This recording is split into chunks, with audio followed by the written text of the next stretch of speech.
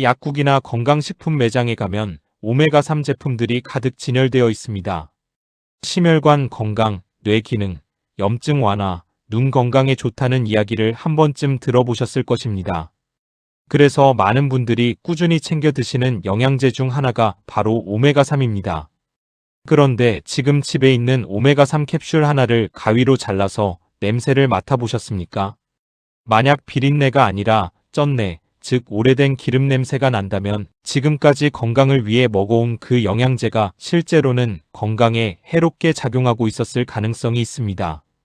오늘은 오메가3 산패의 실체와 위험성, 그리고 집에서 지금 당장 확인할 수 있는 구별법을 알려드리겠습니다. 먼저 오메가3가 왜 산패에 유독 취약한지를 이해해야 합니다. 오메가3의 핵심 성분인 EPA와 DHA는 화학 구조상 이중결합을 매우 많이 가지고 있는 다중 불포화 지방산입니다. EPA에는 이중결합이 4개, DHA에는 5개가 있습니다. 이 이중결합 사이사이에 위치한 탄소들은 구조적으로 불안정하여 산소, 빛, 열에 노출되면 즉시 자유라디칼을 만들어내고 연쇄 산화 반응이 시작됩니다. 이것이 지질산화, 즉 산패의 기전입니다. 포화지방이나 단일 불포화지방산은 이런 취약한 구조가 없거나 적어서 산패가 잘 되지 않지만 EPA와 DHA는 그 자체로 산화되기 가장 쉬운 구조를 가지고 있습니다. 산화가 시작되면 먼저 1차 산화물인 지질과산화물이 만들어집니다. 이 과산화물은 불안정하기 때문에 시간이 지나면서 더 분해되어 알데하이드, 케톤 등의 2차 산화물질들을 생성합니다. 특히 오메가3 산패 시 생성되는 대표적인 2차 산화물 중에는 HHE라는 물질이 있습니다. 이 HHE는 오메가6 지방산의 산화에서 생성되는 HNE와 화학적으로 매우 유사한 구조를 가지는데 HNE는 세포 독성과 DNA 손상 능력이 잘 알려진 독성 물질입니다. 동물 실험에서 HHE를 복강에 주사하면 괴사성 복막염이 발생하고 정맥에 주사하면 간 손상이 일어난다는 것이 확인되었습니다. 또 다른 2차 산화물인 말론디알데하이드, 즉 MDA는 DNA의 돌연변이를 일으킬 수 있는 물질로 쥐에게 먹였을 때 갑상샘 종양을 유발하고 피부에 발랐을 때 피부암을 일으켰다는 동물 연구가 있습니다. 더 중요한 문제는 이 산화 반응이 연쇄 반응이라는 점입니다. 이미 산화된 지방산이 주변의 멀쩡한 지방산을 자꾸 끌어들여 함께 산화시킵니다. 그래서 처음에 소량의 과산화물만 존재하더라도 시간이 지날수록 기하급수적으로 산화가 가속됩니다. 캡슐에 첨가된 항산화제, 예를 들어 비타민이나 로즈메리 추출물은 이 과정을 늦춰주기는 하지만 완전히 막지는 못합니다. 산패의 가장 치명적인 문제는 눈에 보이지 않는다는 것입니다. 특히 일부 오메가3 제품, 특히 레몬향이나 오렌지향을 첨가한 맛이 나는 제품들은 산패가 진행되어도 향료가 쩐내와 비린내를 완벽하게 가려버립니다. 소비자는 아무 이상이 없다고 느끼면서 계속 산패된 제품을 섭취하게 됩니다. 실제로 2023년 한 연구팀이 미국 내 72개 인기 오메가3 브랜드를 6년에 걸쳐 분석한 결과 전체 제품의 45%가 산패 기준을 초과했고 향이 첨가된 제품만 보면 그 비율이 32%에 달했습니다. 더 심각한 것은 향이 첨가된 제품들은 향료 자체가 산패 측정에 간섭을 일으켜 실제 산패도가 얼마나 되는지조차 정확히 측정이 불가능했다는 점입니다. 캐나다에서 유통되는 171개 제품을 분석한 또 다른 연구에서는 전체 제품의 50%가 3가지 산패 지표 중 하나 이상의 기준을 초과했습니다. 그리고 그중 18%는 아직 유통기한이 1년에서 3년이나 남은 상태에서 이미 기준에 근접하고 있었습니다. 뉴질랜드와 호주에서 진행된 조사에서는 83%의 제품이 1차 산화물인 과산화물 기준을 초과했고 남아프리카의 경우 73%의 제품이 산패 판정을 받았습니다. 전 세계 시장을 통틀어 시판 오메가3 제품의 30%에서 50% 사이가 국제 산화 기준을 초과하고 있다는 것이 여러 연구의 공통된 결론입니다. 그렇다면 산패 기준이란 구체적으로 무엇일까요? 오메가3의 산패도를 측정하는 지표에는 크게 3가지가 있습니다. 1차 산화물의 양을 나타내는 과산화물가, 줄여서 PV라고 하고 2차 산화물의 양을 나타내는 아니시딘가, 줄여서 AV라고 합니다. 그리고 이 두 수치를 종합한 총산화지수인 TOTOX가 있는데 TOTOX는 PV의 1을 곱한 값에 AV를 더해서 계산합니다. 국제 오메가3 업계가 자율적으로 정한 안전 기준에서 PV는 5 이하, AV는 20 이하, TOTOX는 26 이하를 기준으로 삼고 있습니다. 그런데 이 기준조차 인체 건강에 대한 안전성 연구를 기반으로 설정된 것이 아니라 단순히 불쾌한 맛과 냄새가 나지 않는 수준을 기준으로 설정된 것이라는 점이 중요합니다. 즉 TOTOX 26이라는 기준이 건강에 해롭지 않다는 과학적 근거가 충분히 쌓인 수치가 아니라는 뜻입니다. 더 엄격한 국제어유인증 프로그램인 IFOS는 TOTOX 기준을 19.5 이하로 설정하여 더 높은 기준을 적용하고 있습니다. 산패된 오메가3를 섭취하면 어떤 일이 일어날까요? 과산화물은 소화관에서 흡수되어 혈중 지단백질에 실려 온몸을 돌아다닙니다. 특히 LDL 콜레스테롤과 함께 운반되는 과산화물은 LDL 자체의 산화를 촉진할 수 있다는 우려가 있습니다. 산화된 LDL은 동맥벽에 들러붙어 거품세포를 형성하는 핵심 동맥경화 유발 물질로 알려져 있습니다. 건강을 위해 먹은 오메가3가 오히려 혈관 염증과 동맥경화를 촉진할 수 있다는 아이러니가 생기는 것입니다.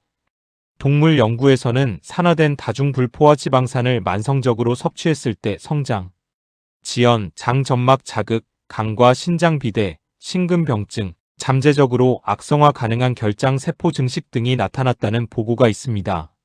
산화 스트레스는 또한 NF-kB 경로를 활성화시켜 전염증성 사이토카인 분비를 늘리는데 이는 각종 만성 퇴행성 질환 발병에 관여하는 메커니즘입니다.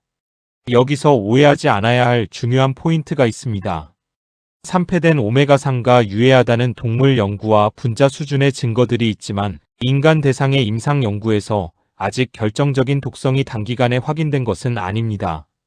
한 연구에서 TOTOX 45 수준의 산화된 어유를 7주간 섭취하게 했을 때 체내 염증 지표에 즉각적인 변화가 없었다는 결과도 있습니다. 그러나 이 연구는 기간이 짧았고 동맥경화나 DNA 손상 지표는 측정하지 않았습니다.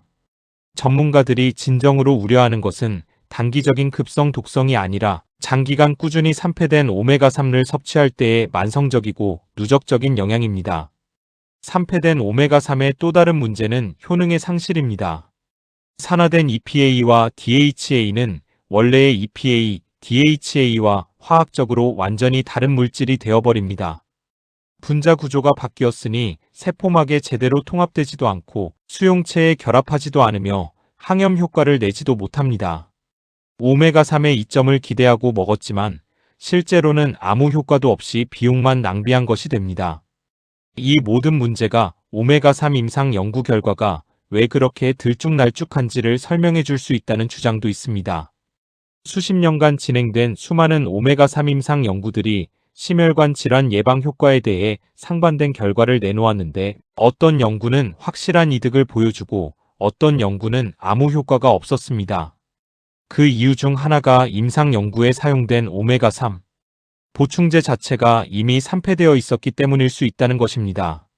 실제로 현재까지 발표된 107개의 오메가3 임상 연구를 분석한 결과 산화 상태를 측정하고 보고한 연구는 단 1편에 불과했습니다.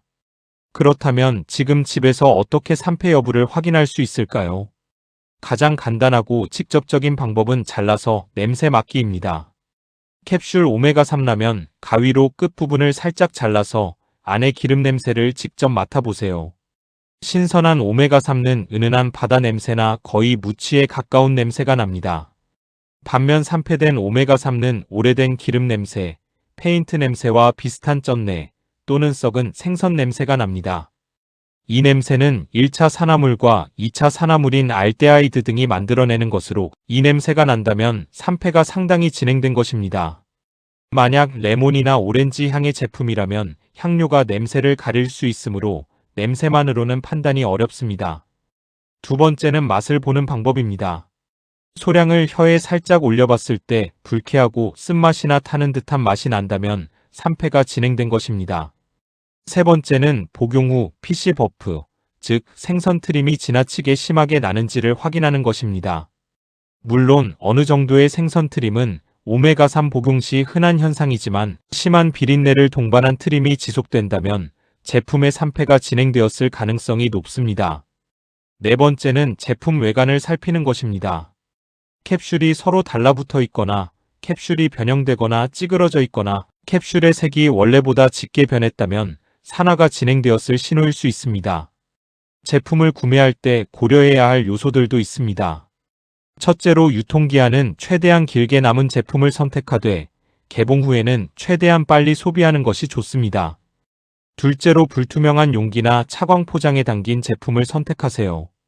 빛은 오메가3 산화를 크게 가속시키기 때문에 투명한 병에 담긴 제품은 매장 진열대에서 이미 산화가 시작되었을 수 있습니다. 셋째로 향이 첨가된 제품, 특히 어린이용 오메가3 제품은 주의가 필요합니다. 앞서 소개한 연구에서 어린이용 제품의 산패 수치가 다른 제품들에 비해 통계적으로 유의미하게 높게 나타났습니다. 넷째로 액상 형태의 오메가3는 캡슐 형태보다 산화 속도가 빠릅니다. 특히 개봉 후 공기에 노출되는 시간이 길어지기 때문에 개봉 후 관리가 매우 중요합니다. 다섯째로 구매할 때 IFOS 5등급 인증이나 GOED 회원사, 원료 사용 여부를 확인하면 품질이 검증된 제품을 고르는 데 도움이 됩니다. 보관 방법도 매우 중요합니다. 오메가3는 산소, 빛 13가지에 의해 산화가 급격히 가속됩니다. 따라서 개봉 후에는 냉장 보관이 권장됩니다. 밀봉이 잘 되는 용기에 담아 냉장고에 보관하면 실온 보관보다 산화 속도를 크게 늦출 수 있습니다.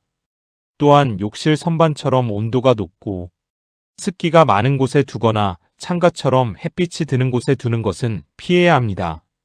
개별 포장 제품은 사용하기 전까지 포장을 개봉하지 않아 공기 접촉을 최소화할 수 있어 산화 억제에 유리합니다. 오메가3는 효능이 검증된 영양소입니다. EPA와 DHA는 신선하고 품질이 좋은 상태에서 섭취할 때 혈중 중성지방 감소, 항염증 효과, 인지 기능 지원 등의 이점을 기대할 수 있습니다. 하지만 그 이점을 얻으려면 전제 조건이 있습니다. 바로 산패되지 않은 신선한 제품이어야 한다는 것입니다. 산패된 오메가3는 이점을 기대하기 어려운 것은 물론이고 오히려 산화 스트레스를 증가시키고 염증 반응을 촉진하는 방향으로 작용할 수 있습니다. 지금 당장 가위를 들고 오메가3 캡슐 하나를 잘라보세요. 거기서 나는 냄새가 여러분이 먹고 있는 영양제의 진짜 상태를 말해줄 것입니다.